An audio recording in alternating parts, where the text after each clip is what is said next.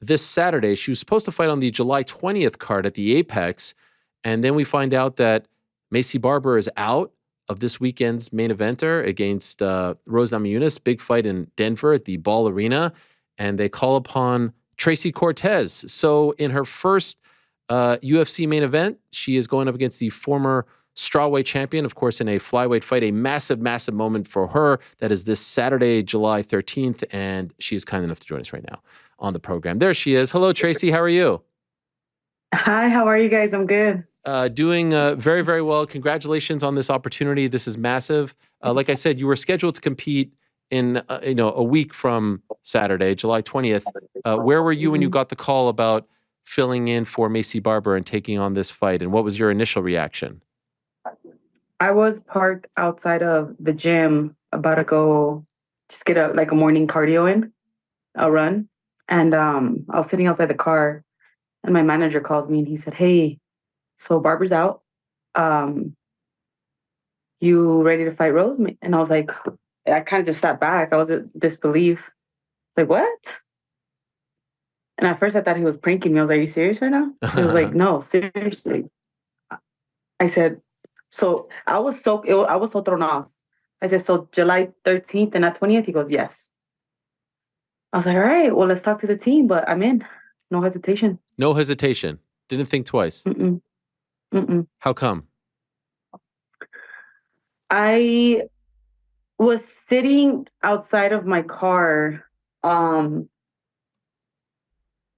and I was going through not anything too deep or personal, but I was just, normally like my runs are very dedicated to like it's my time with like me and God, and I just focus on the fights and I visualize everything. And I was in the car and I finished the prayer. I was praying and I said, "God," I said, if this is for me, I said I want it, but if it's not, I don't want it no more. I want whatever you want for me. And I mean, people might think I'm crazy, but I was just in the car crying, and I was praying, and I said, and I was just kind of I was just praying, if this is for me, show me. I'm tired. So many things are going on in my life. So many things have gone on in my life, and I had a moment of doubt with my career, and right before I got out the car, that's when I got a call. Wow. That is incredible. That gives Yeah, me chills because yeah. in some respects, well, I really appreciate you saying that, but to the outsider, one would say you're 11-1, you've won 11 in a row, you're a rising star. Why would you be feeling this way about your career? Why would you be feeling like, hey, should I not do this anymore? Have doubts about your career? Why do you think that was? So a lot of things were going on with just outside of my career that just keeps postponing or wait or making my career just difficult for me to move forward in. Uh, and it was just one of those things where I kind of just, I was trying really hard to not control my career, but to navigate it a certain way. Um, and I finally just let go. I said, "You know what? I'm putting in the work.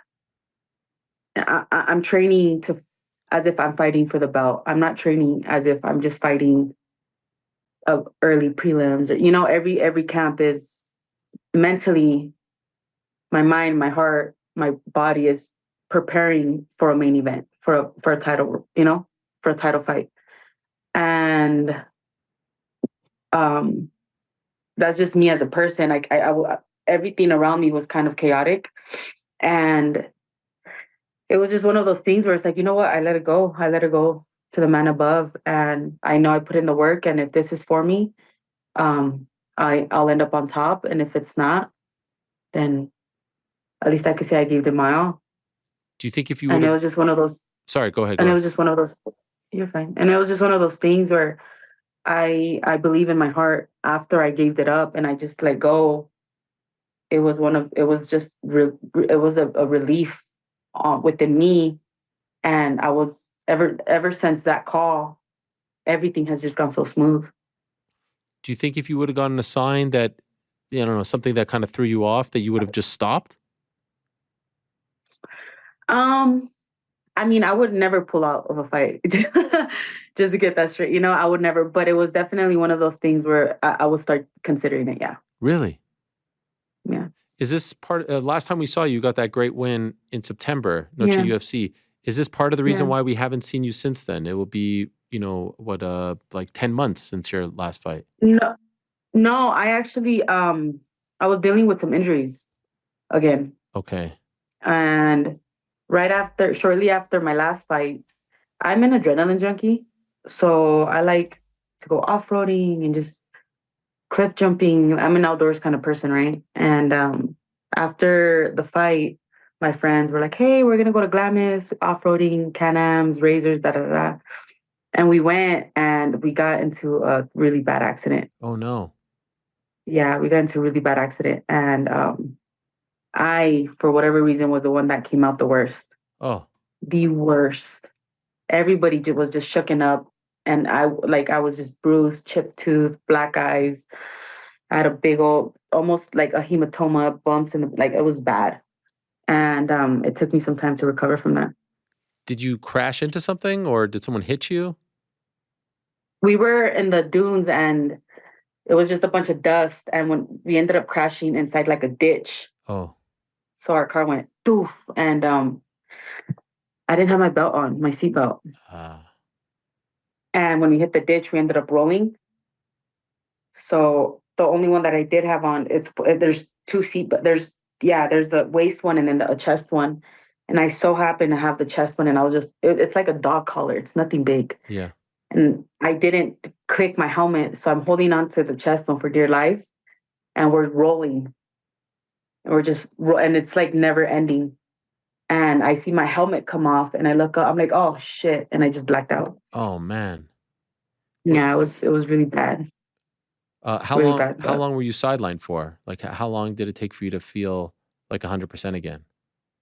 Well, a few months. If you think about it, I fought September, and I just started getting into it again. But I feel good You right feel now. good now? I'm healthy. Yeah, I feel great right now. When you tell your team and maybe the UFC about this, what do they say? My team and my manager were like, "Do you fucking?" Oh, excuse me. No, it's They were okay. just like, "Do you need a chaperone? Like, why are you always like? Do you need someone to babysit you?" And I was just like, "Man, I just love to live life. I got one, and I'm beyond blessed, and I love having a good time, and I love going on adventures, and yeah." But this time around, I said, "You know what? I'm gonna just stay home. No more trips. No more. Like, I'm just gonna wait until the end of the year to treat myself to, I don't know, bungee jumping or something." Oh We'll see. gosh. But you say you love to live life.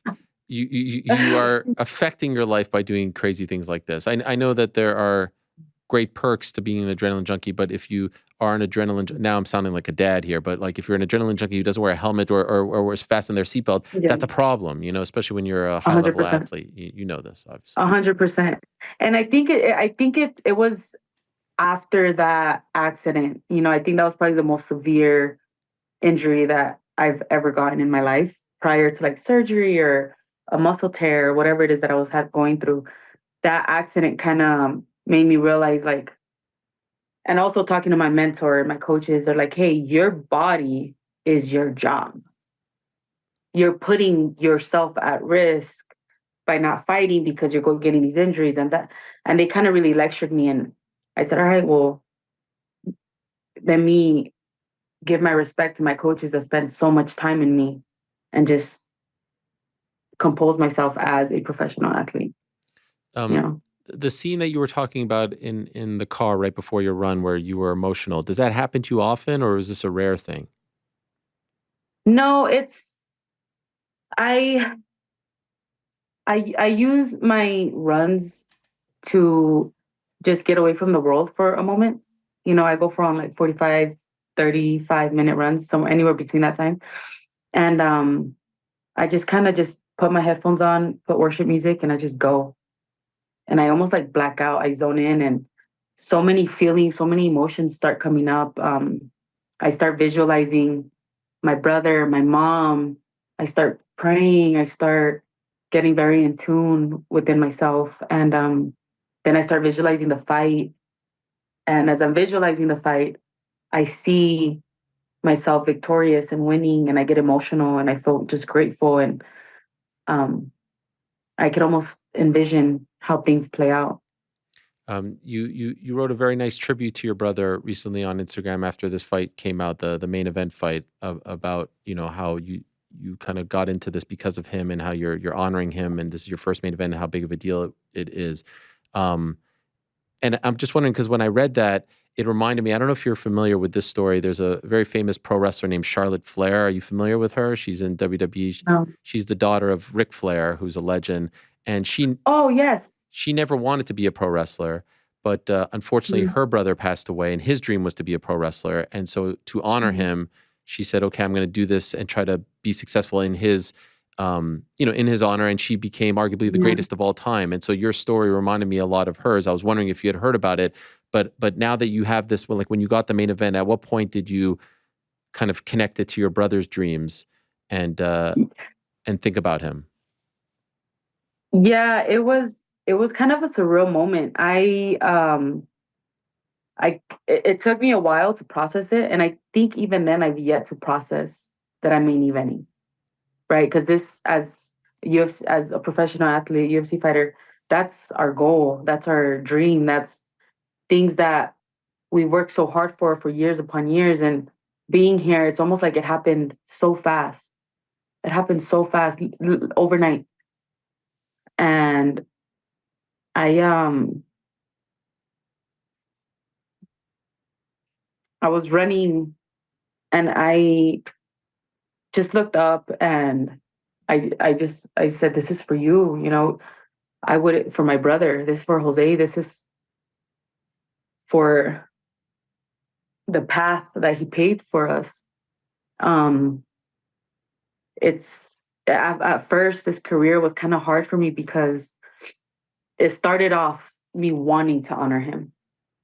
This he almost like paid. Obviously, he paid the way, but he engraved something within me that at a young age after his passing that I didn't think years later I will still have that fire within myself. And being here, having him lit that fire in me, it's it's it's almost like we did it. It's a we did it moment. And I'm gonna leave my heart out in that cage, What do you think this you week know. will be like for you as you get closer to the fight in this Saturday? Because I could tell you're already emotional thinking about it. What do you think it will be like on Saturday when you're in the locker room, when you're the last one, who's about to, it's going to be you and her, you and Rose. You're on the marquee, you're on the poster. How do you think you're going to deal with those emotions? Um, I'm gonna thrive. I thrive off of pressure. I've always been judged and overlooked and just a pretty face, and I mean, I'm here now.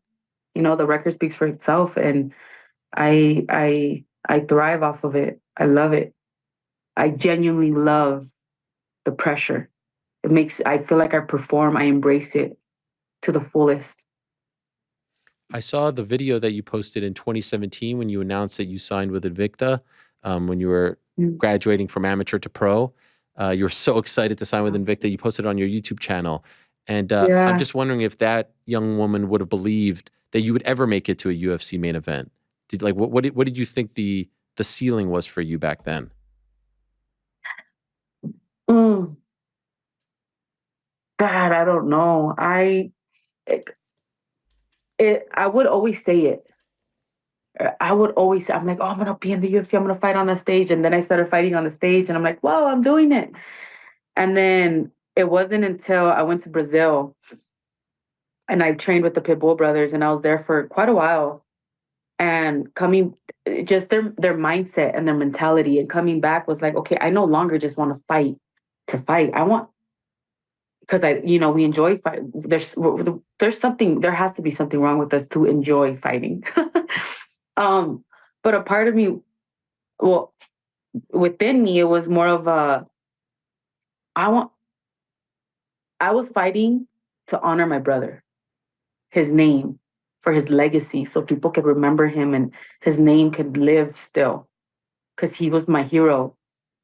And then it became me wanting to honor him, to let me do this for me now. I see myself being the best.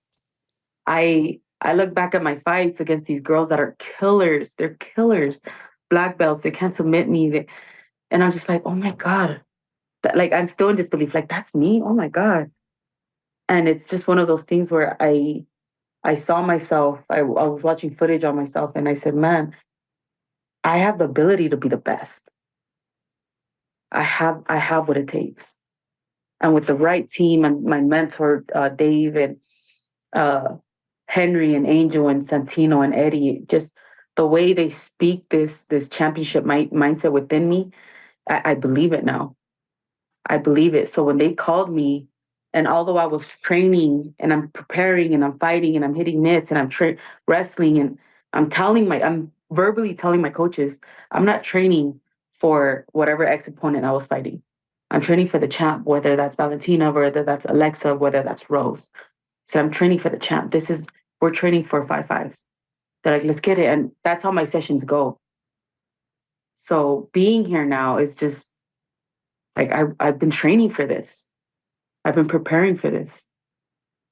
No knock on Miranda Maverick, but it's a different kind of energy. You're fighting in a full arena against a former champion as opposed to Apex, a little bit Yeah. lower on the card. Do you feel that? And is there a part of you that's like, okay, it's about time. I've won 11 in a row. Like, I'm assuming you've been waiting for this marquee moment the last couple of years. So is there a part of you that's like, okay, this is it. This is a long time coming. It's about time I get this shot.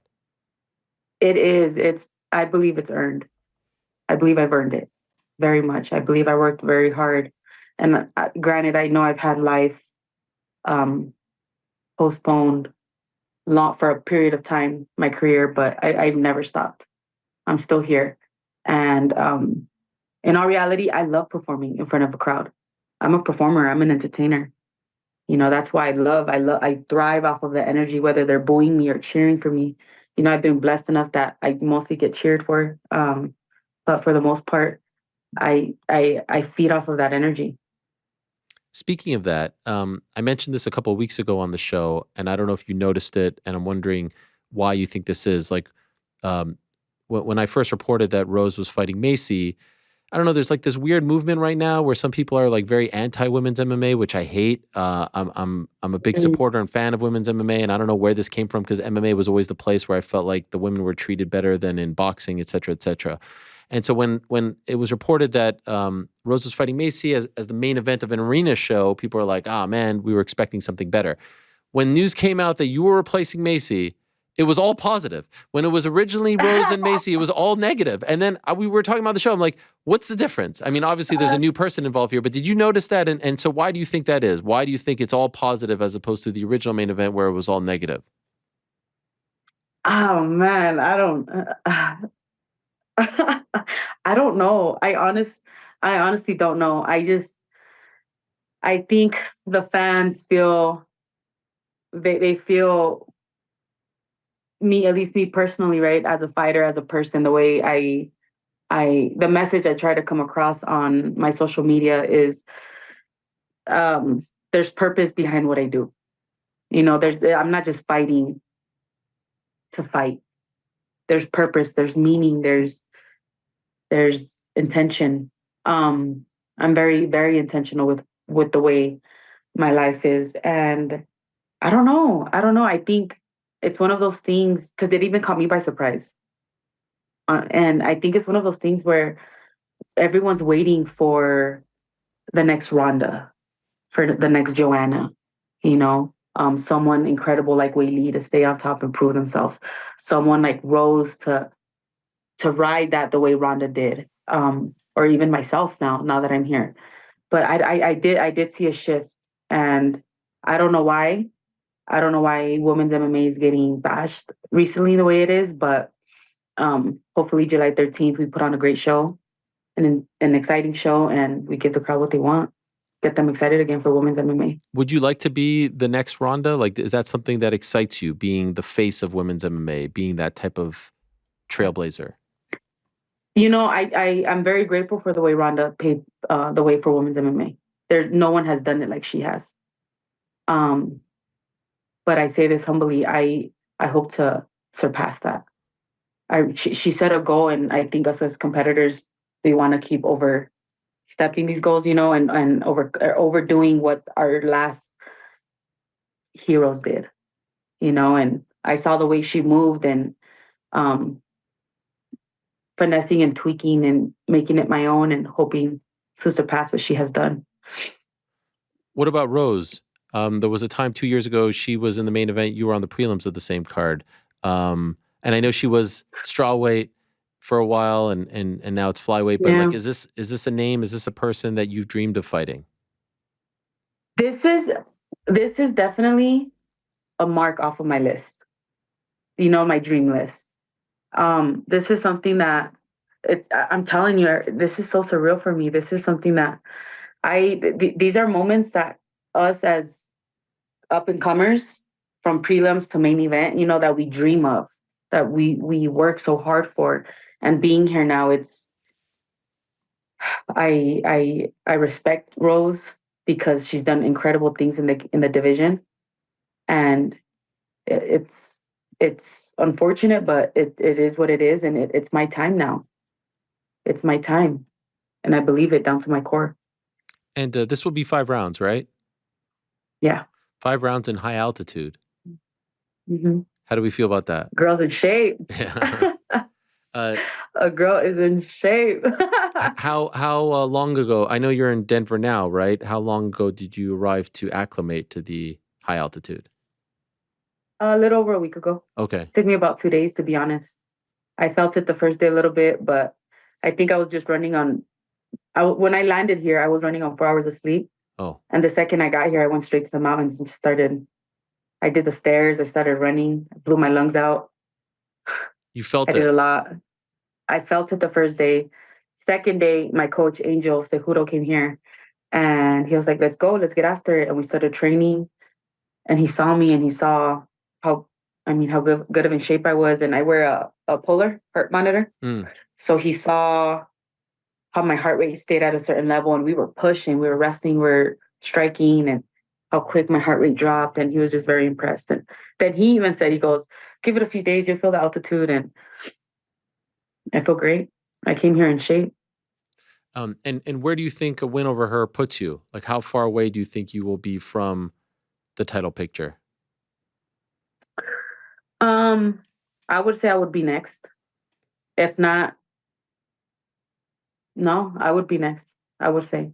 And I heard that Valentina doesn't want to fight Alexa at the spear. Oh my. So after this fight, I would love, whether it's for the women's baddest female fighter, um, or just to put on a great show for Mexican Independence Day, I would love to fight Alexa. So we'll see how July 13th goes, and I'll be aiming for that Wow. pretty soon. That would be gigantic for the That Mexican would be fans, huge. but also for you. And just curious, like, Mm. if for whatever reason Valentina does, want to fight her on that date, is that something that you would like to do? The quick turnaround and be on that sphere card.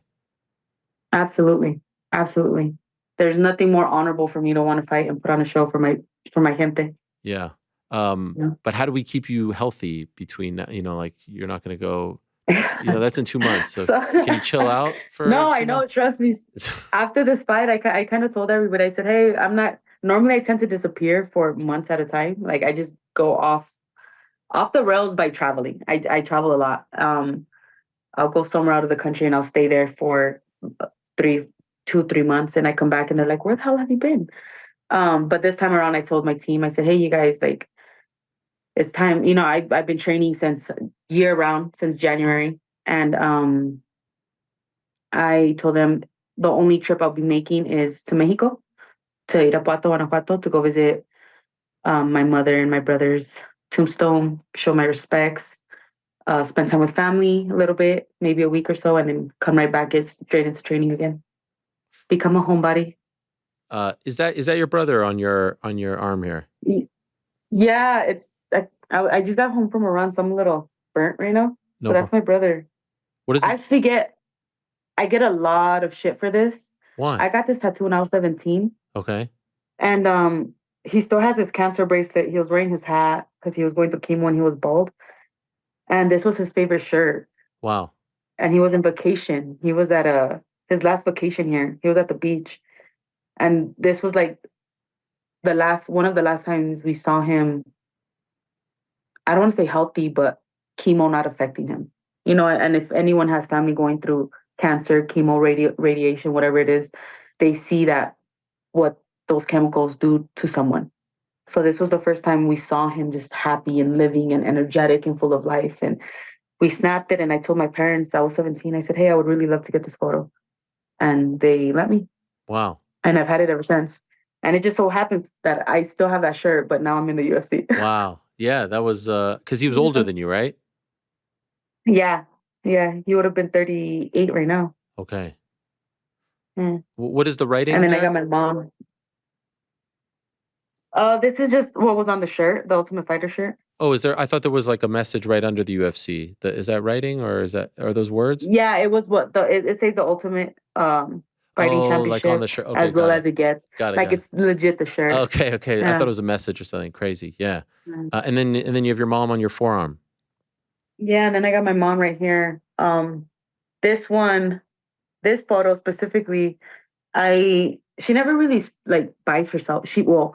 When she was living, she never really bought herself anything. She always catered to her children, like me and my brothers, and she got us things and she did this. And finally, when I started making a little bit of money, I took her shopping. I go, come on, mom, and we took her shopping, and I bought her that dress, and I bought her that jewelry, and I took her to go get her hair done and nails, and she was just feeling so beautiful. And I snapped it, and I snapped that photo, and she was just so happy, and she was glowing, and so I put that photo there. Incredible. My mom. I still have to finish the sleeve, but I just haven't got the time. I lose patience sitting there for hours. Yes, yes. No, I understand. By the way, Yeah. last thing, most important maybe, or not, ant tacos you had, right? Oh my God. It was What is this? like Disgusting. ball tacos. Like it was just like tiny little balls. And I was like, what is this? And they're like, it's something. It was like, honestly, it was like egg sperm tacos. I don't know. What? It was fucking disgusting. It From was an so ant? disgusting. Yes. It What? was insane. I was like, the texture was so bad. It was horrible. Why did you eat that? And I was blind. Oh, Oh, I was. Oh, hold on. Sent to voicemail. Oh, I'm so sorry. no problem. I was blinded. They put an eye mask, and I was. Oh, And it was awful, disgusting. it was awful. And you know what? I had my aunt there. We were in Mexico City, and so many people are like, "Oh, she's not Mexican. She's not Mexican." And my aunt goes, "Oh my God." I mean, she's such a lover. Like she's the sweetest person in the world. She goes, "I'm Mexican, and I don't like those tacos either." I was like, "Period. Thank you, Tia." Oh my gosh. So, Hopefully that doesn't ruin tacos for you. Like you could still eat tacos after that. oh, I can't wait to have tacos. I had Okay. my teammates eating carne asada, al pastor, and I was just like, "Oh my God, I'm over here eating an apple." I was like, all right. Afterwards. How do you think? Afterwards. How does it end on Saturday? I'm gonna win. I'm gonna get it. I'm gonna finish it. Oh wow. Okay. I'm gonna finish it. I truly believe that. Can't wait to see it. Good luck to you. Thank you for the time. A lot of people are very, very excited for you and very, very happy for you. So enjoy the week, enjoy the moment, and get it done on Saturday. Well done on getting to this point and overcoming everything, and all the best on Saturday night. Thank you so much. Thank you for having me. Thanks for watching. We appreciate it very much. Hey, if you like this video, give us the old thumbs up. Subscribe as well. You could get many more of these videos on the channel. So please do that. We would love you forever if you did so.